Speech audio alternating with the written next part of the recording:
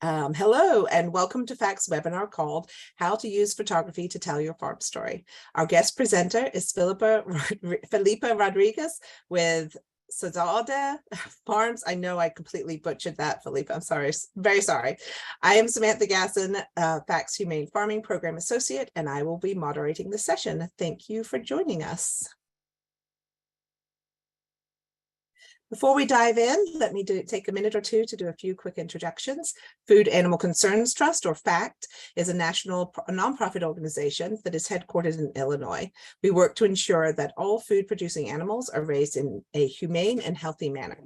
We accomplish this by supporting humane farmers, promoting policies that make foods from animals safe and healthy to eat, and helping consumers make informed food choices. My colleague Larissa and I run FACT's Humane Farming Program, which we have a lot of fun doing, which works with livestock and poultry farmers across the country. We offer grants, scholarships, training courses, mentorships, and of course, webinars on a variety of topics. We are currently accepting applications for our Fund to Farmer grants through January 10th.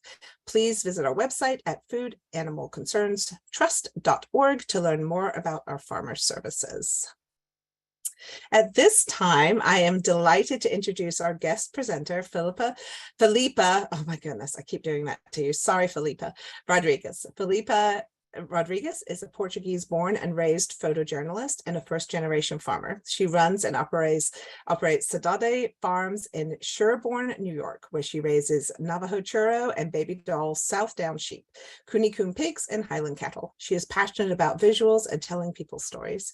Filipa's ideology is to capture the subjects with integrity and respect in order to maintain their essence through her lens. Filipa is also a mentee in this year's mentorship program. So without further ado, I will turn the floor over to Filipa so that she may begin her presentation. I am so sorry, Filipa. I've just been calling you Filipa for so long. I can't call you Filipa. Nice. I'm so sorry. All right, I am going to stop sharing my screen so that you Let me start by thanking you, Samantha, and thank you, Larissa. I want to thank FACTS for having me. This is a very exciting opportunity. It's my first time presenting a webinar, so I hope everything goes smoothly and that everyone, takes something out of this presentation with them and can improve their skills. I also want to thank FACTS for all the opportunities because I've benefited so much from all the webinars and all the programs that FACTS offers throughout my farming journey. Being a first generation farmer is not easy, and y'all have been, a stone in the best way possible, along these years as far as wealth of knowledge and opportunities that you give us. So thank you so much for everything you do. You're so welcome. Now let me just share my screen and see if everything works before we start. Can you see my screen? I think you're muted. Yeah, everything's working. I am muted. Right, looks good. Everything looks good. Perfect. Thank you so much. So let me just turn off my camera to just make sure that internet also doesn't have any hiccups, and I'll turn on my camera at the end of the presentation. So hi, everyone. I want to thank everyone for joining us today. We have a big amount of attendees. It is a little bit nerve-wracking, but let's see how this goes. I don't think this is moving. Samantha, can you see my slides? Yes, I could see your slides, but they were not progressing forward. Let's try it again. Okay. There we go. Oh, no. You still can't see it? I can see your slides. They're just not progressing forward. Try it again. Let me see. I'm so sorry for the technical difficulties. There's always something. Don't worry about it. Yeah. How about now? Can you see it now? I can, and we can also see your toolbar. As I know I'm not sure if you wanted to show your toolbar or not. Probably not. How about now? Oh, yes. And you went forward. There we go. You did it. Appreciate it. So again, hi, everyone. Thank you so much for joining us today. My name is Filipa Rodrigues. I was born and raised in Portugal, like Samantha said, and I've been living in the US for the past 11 years. I am a self-taught photojournalist, and I've been, photojournalist for the past 11 years, working for numerous publications across the United States. And I also run and operate Saudade farms in Sherburne, New York. During our webinar today, we're going to cover some basics of farm photography and ways to edit your photos and how to tell your photos, how to tell your story through your photos. We all know that photography can be quite a task on top of all the farm work that we have to do on a daily basis and even off farm jobs. But we all know that good photos are key in reaching our audience and telling our story. We live in a day and age that, there's an overwhelming amount of visuals around us and constant scrolling, and we only have a fraction of a second to capture someone's attention. And that's why giving some time and thought on what images of your farm you upload to social media or your website can have a very significant positive impact on your business. And let me just emphasize one thing before we start. You don't need professional photography equipment and you don't need expensive editing software to take good photos. Just by being aware of a few basic photography concepts and elements, you'll be able to quickly improve your photography skills. So through our presentation, please don't hesitate in popping your questions into our chat box, like Samantha said, and we'll try to answer as many questions as possible at the very end. So let's start by briefly going over elements and principles of photography. Photography elements and principles are the building blocks of your image. And no matter how simple your photo is, it is always made out of elements. Without even thinking about it, we utilize one or more of these elements when we compose an image. And in order to improve the way your photos feel and look, it is important to be aware of some of these elements. So today, we're only going to have time to go over a few, but I also want you to be aware of the principles because it's through these principles that you arrange your visual elements. So combining these concepts that you see right here on the screen will help you create visually impactful photos. So now let's jump into some key elements that are worth keeping in mind when you're taking your photos. And we'll start with composition. When taking your photos, you always try to look around and include only elements that you want to highlight. Correct. And that is known as composition or framing. It is important to pay attention to what you have on your frame when composing an image. And it's through composition that you shape your visual message. There are certain techniques that you can use when you're composing your photography. And one of them is the famous rule of thirds, which we'll cover on the next slide. So what is the rule of thirds? The rule of thirds is more of a guideline rather than an actual rule. Not every photo needs to utilize this guideline in order to be, successful as far as passing, the message that you want to come across. But it is a good tool to elevate the quality of your photos. And what does this consist of? It pretty much consists in mentally dividing your image into horizontal and two vertical lines and placing your subject in the right or left thirds of your image and leaving the other 2/3 open. Think about your eyes and the way that they move when you look at one of your photos. And you can use this one here as an example. And an easy way of remembering the rule of thirds is to avoid placing your subject in the center of your frame. So you're pretty much taking advantage of the empty space by focusing the attention to a specific section of your photo. And this will help you direct your audience's attention to that specific spot that you want them to go to. So the more you practice this rule of thirds, the more it becomes natural for you to take photos without even thinking about it. And not every photo follows this guideline. This is just a good practice in order to create well-balanced photos and make it more efficient for you to pass your message. So now let's go over another important photography element, which is lines. Through lines, you can add interest to your photo and easily convey the message that you want to communicate. So when you think about lines, you always start by identifying what will be the leading lines of your photos if you choose to apply them or lead your audience's eye. So think about fences, think about paths, trees, gates, or as you can see in this photo, this is a photo from a rice farm in Central Texas.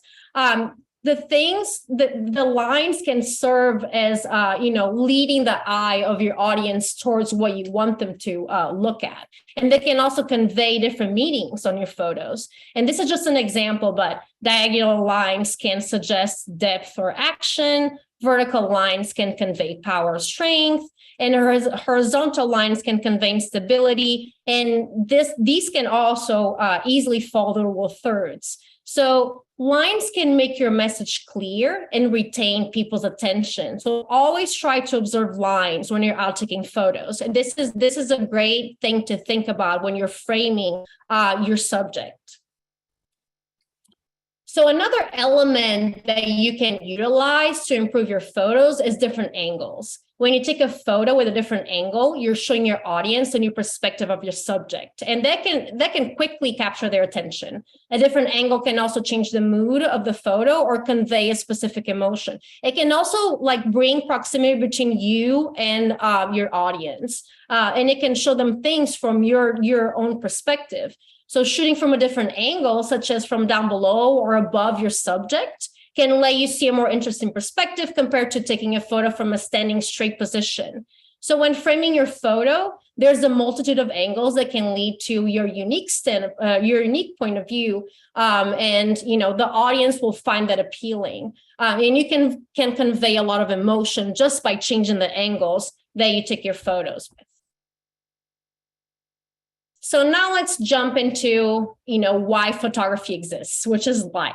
In photography, light is the most important element, as it's the medium through which photography is, a photo is created. There are many ways that you can utilize light in photography, including natural light, artificial light, or you can even combine both. But today, we're only going to focus on utilizing natural light. So using natural light is the most commonly used light in farm photography, where the sun and the moon will be your main light providers. The best source of natural light is found either at sunrise or sunset, and mornings and evenings offer the softest light. And this comes down to the golden hour that we all know of. It is one of the favorite times for any photographer to take photos because of how beautiful and soft the light is. And the golden hour is a period of time shortly after sunrise or shortly before sunset.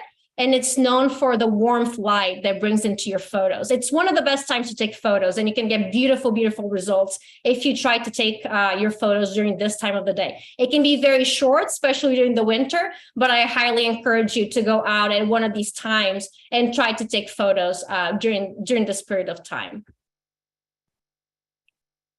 So good light is a key factor when taking photos of your farm. Either you're taking photos of your livestock, of your crops, of your product, or even photos of yourself while you're farming or doing chores or out in the field.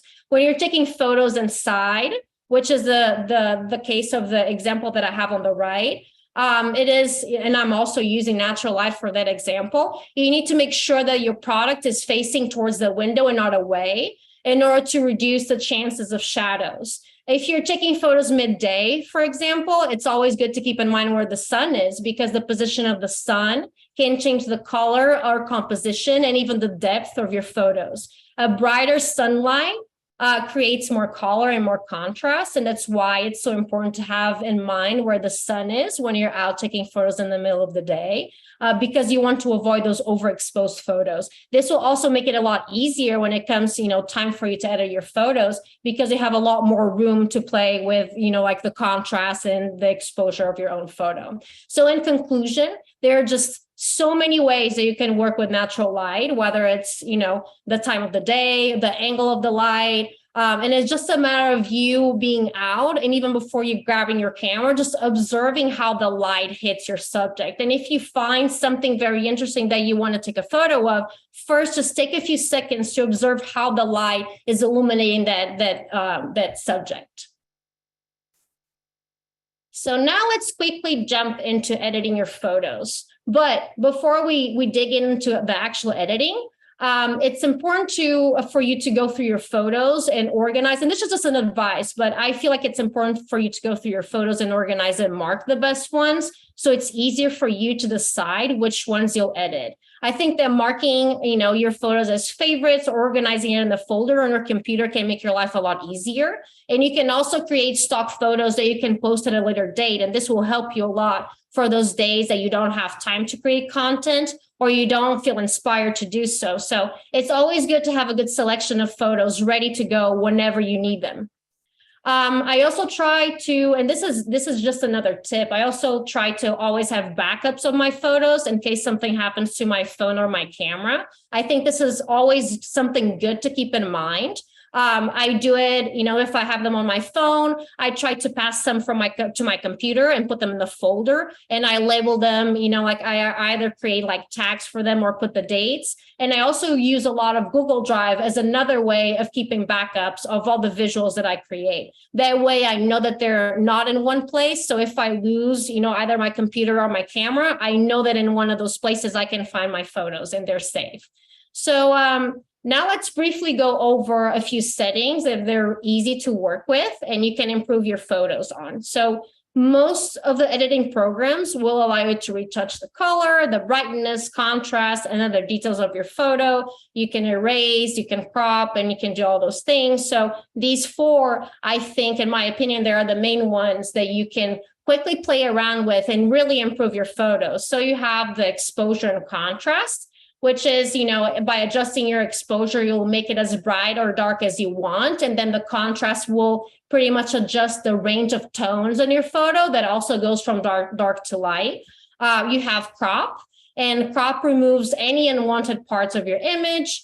You can, improve minor composition details that you don't like as much, or distracting elements that are in your frame. So you can, pretty quickly by cropping, exclude those out. And some of these cropping tools also offer to straighten up your images. So if your image looks a little bit crooked, through the cropping setting, you can pretty much level it up.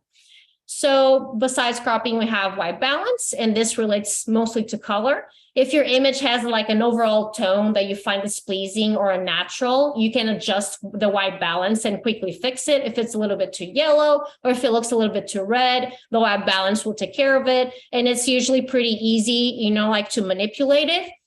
And then lastly, you have sharpening. And I can't emphasize enough how important it is to have like a crisp and clean look to your photo, to not have, like those like shaky photos, or, like not clear. So when you're sharpening your image, just take a close look at individual areas of your frame to evaluate if you're making the image too grainy or not, because that's a double-edged sword about, sharpening. You want it to make it clear, you want it to make it clean, but you don't want your image to be too grainy. So when you play around with the sharpening bar, just keep in mind, if it has a grainy effect to it or not, because if it does, that means that you're doing too much sharpening. So just a couple of things that I do when I'm editing my photos is I always have the original to compare my edited photo with. And this really helps me keeping my edits very balanced. I don't like to over manipulate the photo too much or go overboard with the settings. So having the original, it's really a good reference to have, so I can always go back and look at some things that I probably did enough. Either it is on exposure or I pull too much of the colors or the contrast. So always have, the original to compare and see if you like the edits that you've done.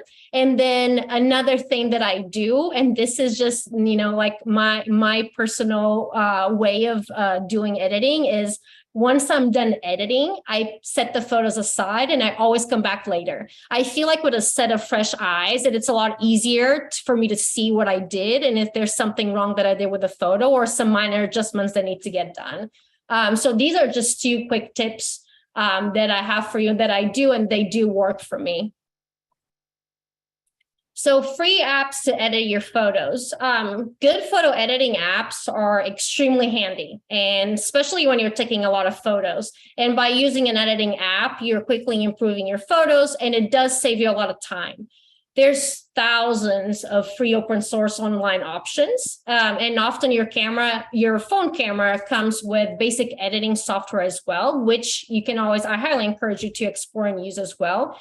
And choosing the best app to edit your photos might not be easy, and it really comes down to a personal matter. I personally work a lot with Adobe programs. So on my phone, I have the Lightroom app, which is to me very user-friendly. It is very straightforward. It's easy to work with and it's free. And it's compatible with Android and with iPhone. Other app that I have on my phone, but I also use on my computer is Canva. And I think Canva is great because it does offer the basic settings to edit your photos. And you can do this while you're producing, like design, promotional materials for your farm or flyers or whatever you need to produce for your farm as far as marketing goes. And this is great because I can also do a quick edit on my photos. I don't need to necessarily go back to, Photoshop or anything like that. I can do it all on Canva. And then, you have Photo Director, which I used for a short period of time that is also very user-friendly and very straightforward. And then you have Pixlr that it also has like great settings and is very easy to work with. But there's hundreds. And when you try to find your app, like I can't emphasize enough, how much you should try like finding the app that works best for you. But even if it is just an app on your phone, it does offer all the basic settings that you need to improve your photos, which is the ones that I referred to earlier. So telling your story, there's no one better to tell your story than yourself. This is your farm. You're talking about your farm, your crops, your animals, and you know it like the back of your hand, right? Like you always try to tell your stories to your audience, or you should try to tell your stories to your audience like you're telling to your friend. So when you tell a story to your friend, you can pretty much visualize the scene in your head. And that's when photography comes in. You're trying to pretty much illustrate your words. And that is why it's just so important, like to have good photos when you're trying to illustrate these stories. So think about scenes of the story that you want to tell. And I'm going to give as an example just now, kidding season. These two photos were taken during kidding season when I was working at a goat dairy farm in Texas. So through these two images, I can quickly tell a story of what happened that day. I can do a more educational post on kidding season. I can also promote breeding stock if that's a part of my business. And it's just two images. And in this case, I can choose the one that I personally think that it looks best to be, like the face of my post. And I can add the second one as a little bit of context. So think about the scenes of the story that you want to tell when you're trying to tell your story. These are two other photos that I took at a farm in Central Texas that was having a problem with wild hogs. And I started my post with the fields that the hogs used to go to at night. And then I ended it with a photo of the wild hog. So let me just... A great photo can lead the audience to read your caption. So it is very important for you to, just take into consideration the photo that you're posting, because that will, capture your audience's attention.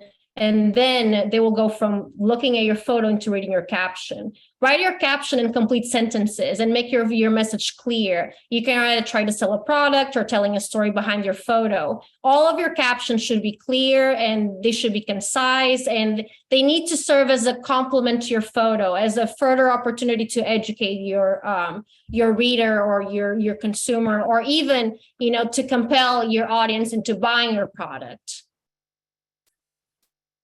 It can take 20 photos, 30 photos, 50 photos to me to take a good one. It doesn't come out right off the bat, take one photo, this is great, let's go. No, it takes time. It's a process that requires patience. It requires attention to detail. It's a task that also requires some inspiration. Like I personally don't feel inspired to go out and take photos every day. So if I don't feel inspired, I give myself some grace and I try another time. I try not to push it, because I feel like every time that I push it, the result of my photos never match my expectations. So if you don't feel inspired, or if the photos are not turning out the way that you want, just give yourself some grace and try another time. And don't forget that it takes practice to take good photos. But if I can do it, if I learned it, I know that you can. And don't feel discouraged if certain photos don't turn out the way that you want. go back another day and keep trying. I think it's through experimenting and through practice, that you are going to achieve the best results. And our eyes and the perspective that we have on our farms are very unique. And it is that diversity that is one of the most appealing factors of our community. All of our stories are so different. And I feel like that's what's compelling about everything that we put out there for our audiences. So show your audience what your eyes see. Just tell them the stories that go along, the photos that you capture. Photography can be a beautiful thing, especially when you're telling your own story. You're your own storyteller. And that is how you can show people your own point of view. So as much as I try to take the same photo as that you've taken, the result will never be the same. And that's the beauty of it. So throughout this presentation, I'm not trying to teach you any of these concepts. I'm trying to make you aware of these elements and these concepts. You already know them, and you can adapt all of these elements and principles that we talked about today to reflect who you are. And just remember, just keep experimenting, just keep practicing. And I hope I convinced you and I made you aware of some of these things that I talked about today. Yeah, with this, I end my presentation. I hope you enjoyed and you found this information very helpful. And I am incredibly excited to answer some of the questions. Wonderful. Thank you so much. That was fantastic, Filipa. That was amazing. I was taking notes, and I'm assuming that everybody else was too. We've got tons of time to take questions, which you can type into the Q&A or the chat bar. I would prefer you to put them in the Q&A, but we've got plenty of time, and I will keep an eye on the chat bar. Before we do anything, though, I need to run a poll, and this is my first time doing it. So there we go. So I'm going to launch this poll. So while you guys are thinking about your questions, we can go ahead and if you wouldn't mind filling out this poll, it helps us move forward. Okay. All right, and so we do have one question so far. So this is from Bill.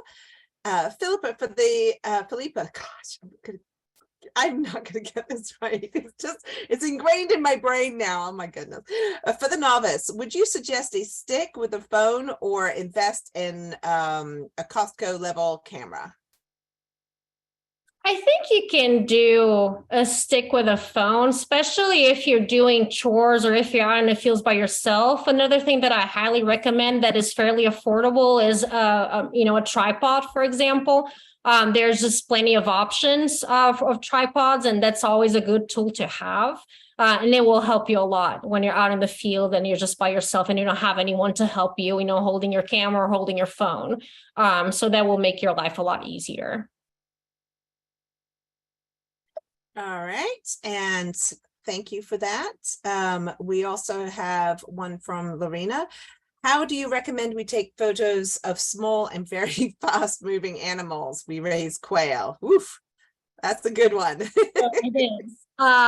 So I always, when it's smaller animals, I always encourage you to, this is going to sound weird, but lay on the ground, be at their level if you can. I think that is a very good angle to, get from a smaller animal. I think you saw some of the piglet photos that I had, and I think that, it really catches people's eyes. And then if you do have an iPhone, for example, there's a setting or a mode that is called the live mode. Turn it off, because that will make all of your photos very blurry. So if there's any live mode on your phone and you're doing it with your phone, just turn off the live mode, because you'll be able to capture the action a lot better and have a lot better results than having that live mode or setting on. So those are my two recommendations. Lower yourself to their level if you can. And then again, you're going to take 10, 20 photos, and it's going to be very hard to catch their movement because they're so fast. But you will eventually get, the photo that you want. You just need to be a little bit patient about it. It requires photography with animals. It's just so unpredictable because you never know what's going to happen. So I think a little bit of patience, it can take you a long way, even the days that you feel more frustrated. So, lower yourself to their level and be a little bit patient and turn that live mode off, because it will improve your photos a lot. All right, from Melissa, we have, where I live, we have less sunny days than overcast days. Do you have any suggestion for taking photos in overcast and often drizzly weather? I love gloomy light. I me too. love it especially to take product photos, for example. I think it's a wonderful light that, like it creates a little bit of a softer look to your photos rather than having the harsh sunlight on it.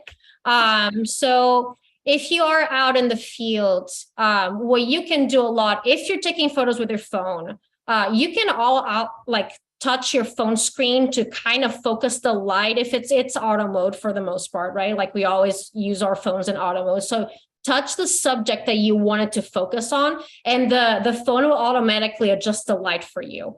And again, like if you just pull a little bit for the contrasts and just decrease a little bit of the highlights, you'll have a little bit of texture, because the beauty about gloomy days, which I love, it is you can have a lot of texture and a lot of beautiful shadows to it. So if you play a little bit about with, the exposure contrast setting and also a little bit of the highlight setting, you'll get beautiful results out of it. It's not going to be flat and it's not going to be dull at all. Like I love the gray days because of that. And if you do take photos of your product, I highly recommend for you to just put your product close to a window during, like a gloomy day, and that indirect light, it's going to look beautiful on your product. So that's my recommendation for it.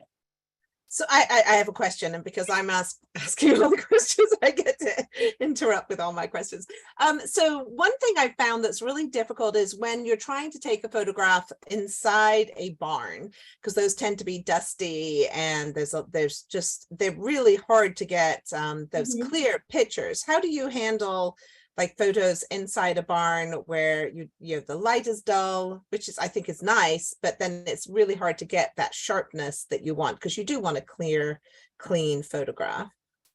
When I'm inside, at least in my barn, I always pay very close attention to how the light is hitting the subject. And I try to position myself in order to have the best angle, as far as the light goes. And if the photo doesn't turn out as sharp as I want them to, I always play with that sharp setting. And I always just give it a little bit more sharp. It's just a little bit on, even if it is on the edges, it's going to make a difference. But just pay attention to the angle, how the light is coming in, because usually barns are a little bit dark, but that can create a beautiful, like a beautiful photo as well, if you play or how the angle, of the light is on your subject. So even if you move yourself a little bit more towards the left, or even if you hunch down a little bit and just take it, just put yourself a little bit more to the level of your subject, a little bit closer, sometimes it works as well. So just see how the light is hitting and just look at how it's directly, going into the barn. And then we'll give you a little bit of more of a sharper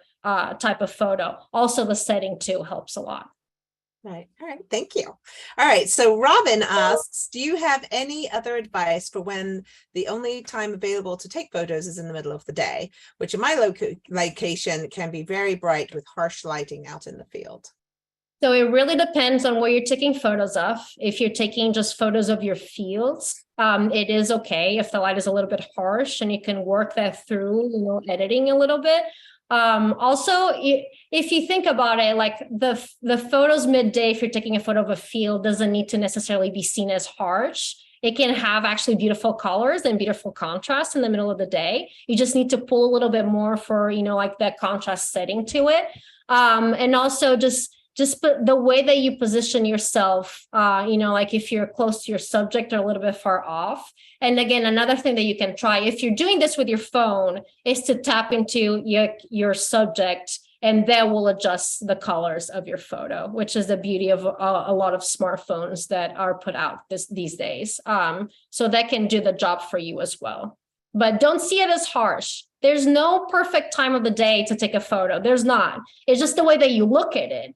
And instead of just looking at it through your phone or through your camera, just look at it with your eyes. There's so many times that I'm just out and I'm just looking at something. I'm like, whoa, like that is a cool light, without having my camera out. And if you think about it, okay, like I think that light is cool. The way that is hitting is beautiful. It gives the effect that I want. I'm going to grab it. I'm not going to post it today. I'm going to post it in a week, but I'll have that photo as, great content for my farm. So just think about the way that you see the light even before you grab your phone or you grab your photo to take the, or grab your camera to take.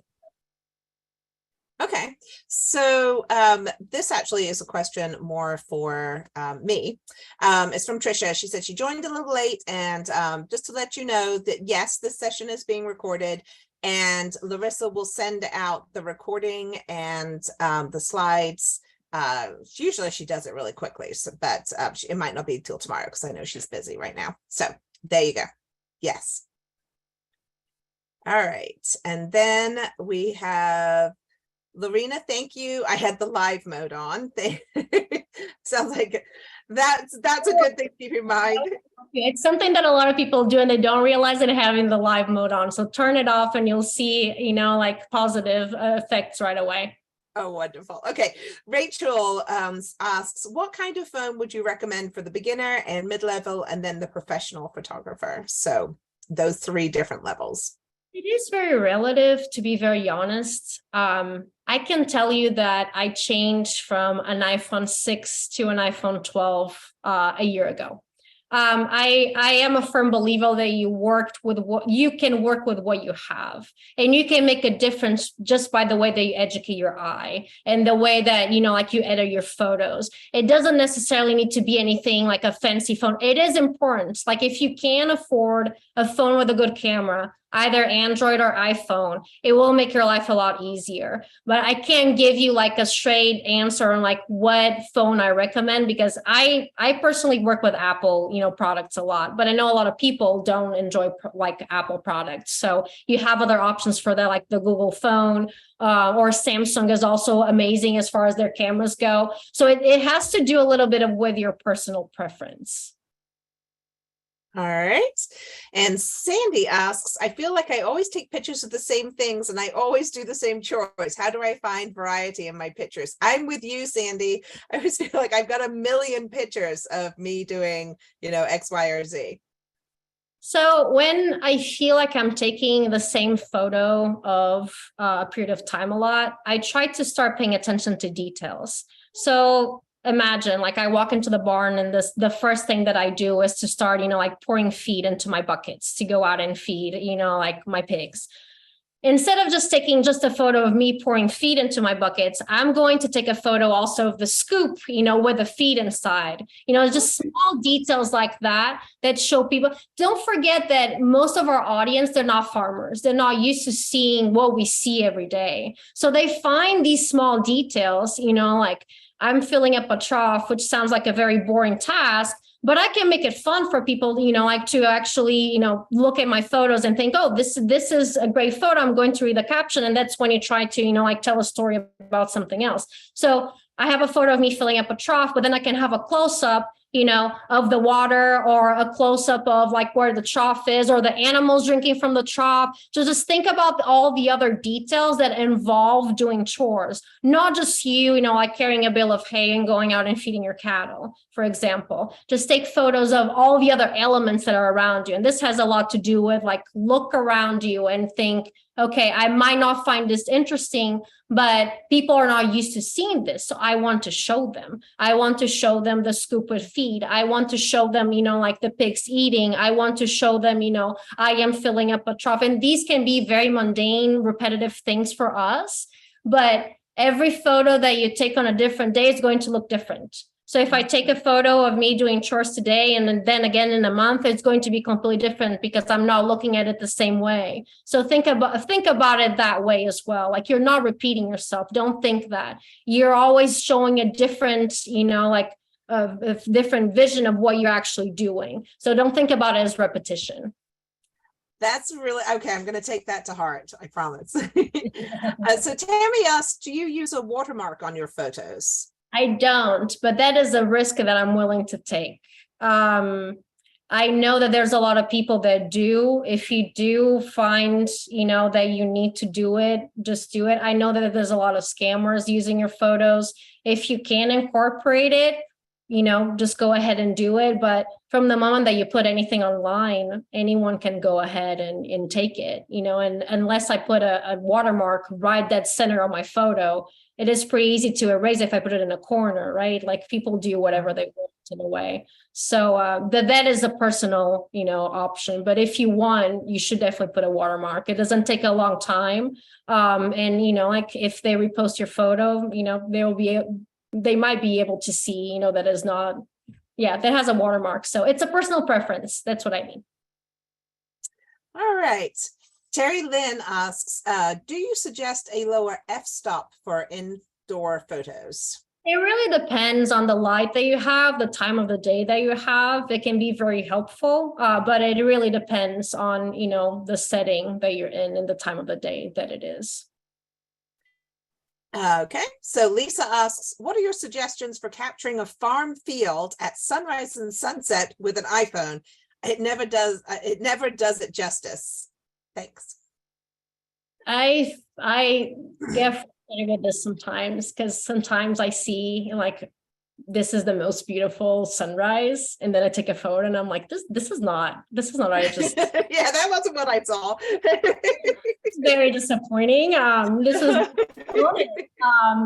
I understand that you might feel that way, but think that the other person that is seeing it is not going to feel the same way that you do. I think that it is important to think about, like it might be underwhelming to you, but it might be beautiful to other people. And I think that's something that you need to take in mind. And it is impossible, no matter how many times you try. There's so many times that you're going to be disappointed because your eyes see the most gorgeous thing and your camera does not reflect what your eyes see. So don't be disappointed. Just keep trying. There's just some days that, you don't feel inspired. And I feel like when you don't feel inspired, when you feel like you're taking flat photos, don't push yourself. I don't think there's a need to, because you can do it again tomorrow. Don't think that I go out and I take a beautiful photo. Like, no, it takes time. It takes me like 20 photos, 100 photos sometimes. Like it takes practice. It takes a lot of photos. And especially if you're a perfectionist, like it just takes a long time, but don't feel discouraged. Just keep trying and just keep taking photos. You'll see that you'll improve in no time. All right. This question is from Amanda. She says, we need additional photos for our online store. Any additional tips for composition and how to make uncooked pasture-raised meats more appealing in photos? Oh, Amanda, I hear you. Lighting, something green. It is so hard to make meat appealing, but that's when you go to props. If you're taking photos, like of a beautiful steak, I usually prefer to use as props, like a butcher board that has, like beautiful wood and some seasonings, like some pepper or some flaky salts, close to it. I put usually my photos close to the window to have that gloomy light coming in, because I try to keep it as close to reality as far as tones go. I don't want to trick anyone. I don't want to oversaturate my photos. So you just try to keep, as true to the real color as possible. And then you just use the props. It is like raw meat is hard, but if you use like with bacon, you can use some eggs, for example, on the side. You can use like linen napkins. You can use, just think about composition wise. Don't overdo it. Just keep it simple. But sometimes just like a little bit of flaky salts, and pepper over, like a butcher board, it can give a beautiful effect to it. And also a lot of the times, if you give an angle from the top too, it also works out beautifully. And then, I would try to use natural light. I don't take any product photos with artificial light. I just think it doesn't work the same way. I really prefer to use my windows, and sometimes a little bit more towards the end of the day works best for me than midday. I feel like that light is a lot softer, and it gives a lot, it gives best results to what I want to do. So this is great. Melissa asked a question that sort of follows up on what you just said. So what equipment do you use for overhead product shots? So a chair, and I put do you really? Nothing fancy.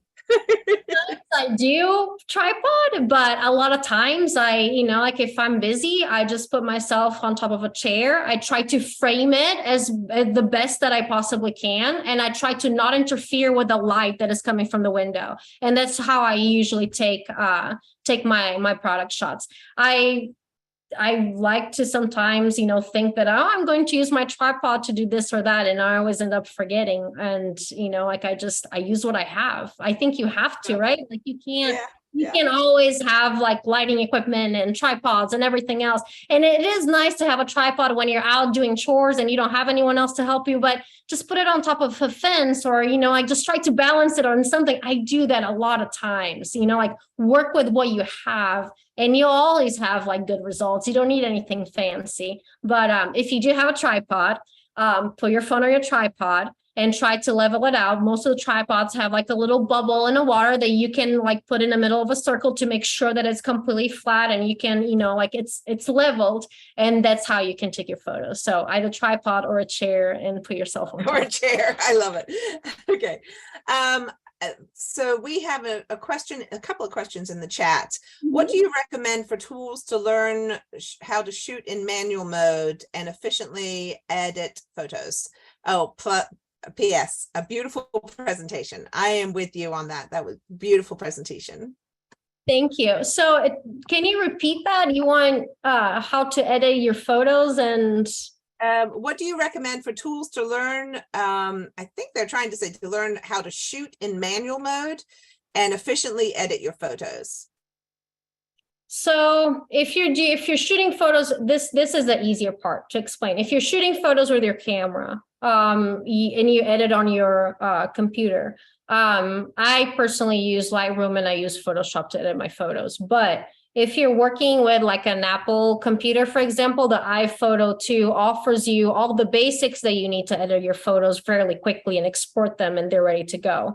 As far as settings to shoot manual, it really depends on the time of the day. It depends on the subject that you're shooting. If it's, like a movement type of image, if it's a still image, like all those settings, kind of depend on what you're trying to accomplish with your photo. So it's a very broad question in that sense. I can't give you an exact answer, but I can tell you that I did learn a lot online just through reading articles.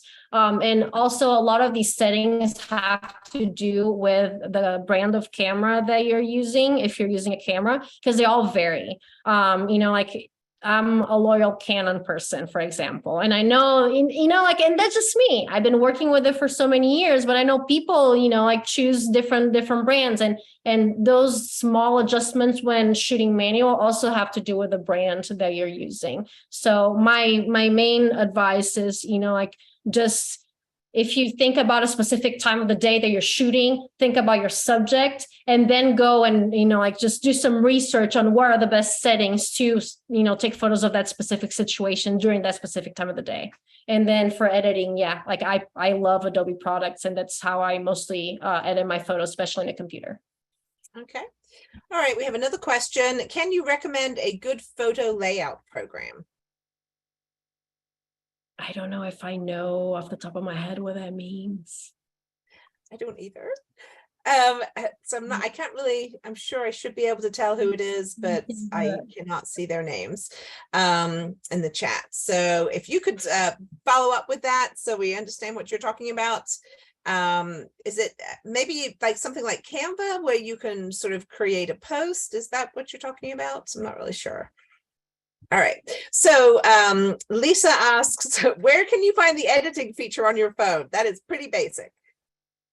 Yes. It depends on the phone. Your phone, but if you go to your albums or your camera and then go to your photos, at the bottom bar usually, or even at the right top corner, you have, like it says edit usually. So if you click on edit, it'll offer you at least 3 of the settings that I talked about today, which is brightness and contrast, sharpening and cropping. At least all phones should have that. They have a lot more these days, but all phones should have that right now. And then just save it. Don't forget to save it after you do your edits. But yeah, just look at the bottom bar when you see your photos, when you go to look at your photos, or look at the right top corner and you'll see it.